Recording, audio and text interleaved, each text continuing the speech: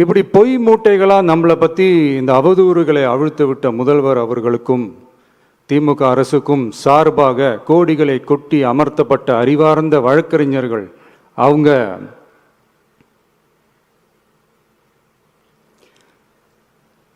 இந்த கபட நாடக திமுக அரசோட தில்லுமுல்லுகளை தாங்கி பிடிக்க இயலாமல் உச்ச நீதிமன்றத்தில் திக்கு திணறி நின்றது முதல்வர் அவர்களுக்கு மறந்துவிட்டதா?